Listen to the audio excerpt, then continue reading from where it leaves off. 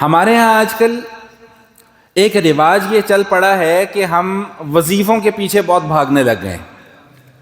فلاں کے لیے وظیفہ، فلاں کام کے لیے یہ وظیفہ، برکت کے لیے یہ وظیفہ، اولاد کے لیے یہ وظیفہ، کاروبار کے لیے یہ وظیفہ، اس کے لیے وظیفہ، اس کے لیے وظیفہ، یعنی ہم وظیفوں کے پیچھے چل پڑے ہوئے ہیں.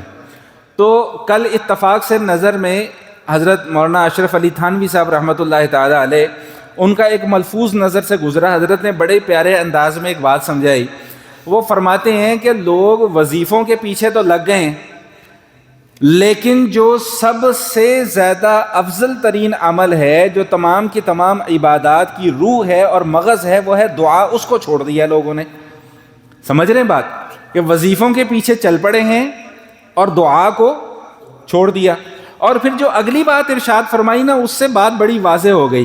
فرماتے ہیں کہ جب کوئی آدمی وظیفہ کرتا ہے نا، تو وظیفے میں گویا کہ ایک طرح کا ایک دعویٰ آ جاتا ہے کہ بھائی میں یہ وظیفہ کر رہا ہوں، اب میرا یہ کام ہو جائے گا. اور فرمایا کہ دعا میں تو التجا ہوتی ہے، دعا میں تو عاجزی ہوتی ہے کہ میں اللہ کے سامنے یہ التجا پیش کر رہا ہوں، اب آگے اس کی مرضی ہے، وہ چاہے تو پورا کر دے، چاہے تو نہ کرے. تو کیا فرمایا کہ لوگ دعا کو چھوڑ کے کس کے پیچھے چل پڑے ہیں؟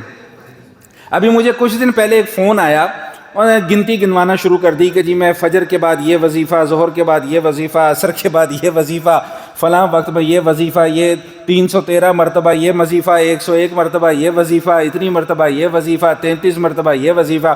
میں چپ کر کے ان کی بات سنتا رہا. میں نے کہا جی یہ جتنے بھی آپ اعمال کر رہے ہیں نا، ان میں سے کوئی بھی مسنون، آپ اپنا وقت ضائع کر رہے ہیں اور بلا وجہ اپنی محنت آپ برباد کر رہے ہیں. وہ جی ہم تو برکت کے لیے کر رہے ہیں. میں نے کہا مجھے بڑی تعجب ہوتی ہے اس بات پر، حیرانی ہوتی ہے کہ جو اعمال حضور علیہ الصلوۃ والسلام ہمیں بتلا رہے ہیں اس میں برکت نہیں ہے، اور جو ایک مولوی صاحب اور ایک پیر صاحب اور ایک بابا جی آپ کو بتا رہے ہیں اس میں برکت ہے. یہ بڑی حیرانی کی بات ہے. بھائی نہیں سمجھ میں آ رہی بات. بھائی اللہ کے نبی صلی اللہ علیہ وآلہ وسلم ایک دعا بتلا رہے ہیں، ایک عمل بتلا رہے ہیں، مجھے اس میں برکت کا یقین نہیں ہے، اور آج کا کوئی ملا یا کوئی پیر یا کوئی بابا کوئی وظیفہ بتا دیتا ہے، میں کہتا ہوں جی فلاں بابا جی نے یہ وظیفہ بتایا جی اس کے اندر بڑی برکت ہوگی. تو اب ذرا آپ توجہ فرمائیے گا اس بات کی طرف کہ حضور علیہ الصلوۃ والسلام نے جس بھی مسئلے کے حل کے لیے کوئی عمل بیان فرمایا ہے نا، تو وہ عمل دعا کو بیان فرمایا ہے. سمجھ رہے ہیں بھائی؟ قرض کی کسی کو پریشانی ہے تو کیا دعا فرمائی ہے؟ اللہم اکفنی بحلالک عن حرامک واغنینی بفضلک عمن سواک. دعا ہے. دشمن کا ڈر ہے، اللہم انا نجعلک فی نحورہم ونعوذ بک من شرورہم. بارش کی دعا مانگنی ہے، بارش کے لیے کوئی وظیفہ کرنا ہے تو دعا. اولاد کے لیے کوئی وظیفہ کرنا ہے تو قرآن دعا بتلا رہا ہے، ربی حبلی من لدنک ذریۃ طیبہ. اولاد کو نیک بنانے کے لیے کوئی وظیفہ کرنا ہے تو ربنا حب لنا من ازواجنا وذریاتنا قرۃ اعین واجعلنا للمتقین اماما. تو غرض ہے کہ جو بھی آپ عمل حضور علیہ الصلوۃ والسلام کا دیکھیں گے، حضور علیہ الصلوۃ والسلام نے ہمیں اس میں دعا سکھلائی ہے. کوئی وظیفہ نہیں بتلایا کہ اتنے 100 مرتبہ کر لو، 500 مرتبہ کر لو، 600 مرتبہ کر لو، 1000 مرتبہ کر لو. ایسا کچھ نبی علیہ الصلوۃ والسلام نے نہیں بتلایا. بھائی دعا کا تو مطلب ہی یہی ہوتا ہے کہ وہ جو دل سے آواز نکلتی ہے نا، عاجزی کے ساتھ اور تذلل کے ساتھ، وہ ہوتی ہے دعا، کہ جو دل سے آواز نکلتی ہے. اور کیا پتہ کس وقت اللہ پاک کی رحمت جوبن پر ہو اور وہ ایک مرتبہ کی نکلی ہوئی دعا اللہ قبول فرما لے.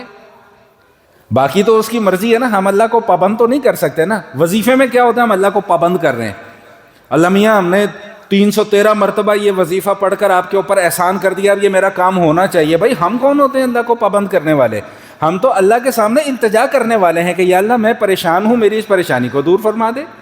یا اللہ مجھ پر قرض ہو گیا ہے، میرے یہ قرض کی ادائیگی کا آپ انتظام فرما دیں. یا اللہ میرے پاس اولاد نہیں ہے، آپ مجھے اولاد عطا فرما دیں. تو میرا اور آپ کا کام اللہ کو پابند کرنا نہیں ہے، اللہ کے سامنے التجا کرنا ہے. اور وظیفے اور دعا میں یہی فرق ہے. تو اس لیے جب بھی مجھ سے کوئی پوچھتا ہے نا آ کر کے جی میں فلاں وظیفہ کرنا چاہتا ہوں، تو میں اس کو ایک ہی جواب دیتا ہوں کہ بھائی سب سے بہترین وظیفہ یہ ہے کہ کوئی وظیفہ نہ کرو. سب سے بہترین وظیفہ کیا ہے کہ بھائی کوئی وظیفہ نہ کرو. بہت کسی مشکل میں پھنس گئے ہو، پریشانی میں پھنس گئے ہو، اللہ کے نبی صلی اللہ علیہ وسلم نے بتلایا کہ بھئی 2 رکعت نماز نفل پڑھو، حاجت کی اس کے اندر نیت کرو اور اس کے بعد اللہ تعالیٰ سے دعا مانگو. اس سے بڑھ کر اور کوئی وظیفہ نہیں. یا ایھا الذین آمنوا استعینوا بالصبر والصلاۃ، اے اہل ایمان اللہ تعالیٰ سے مدد طلب کرو صبر کے ذریعے سے اور نماز کے ذریعے سے. بھئی تکلیف آ گئی ہے تو اس پر صبر کرو، پھر نماز پڑھ کر اللہ سے دعا مانگو کہ اللہ میری اس تکلیف کو دور کر دے.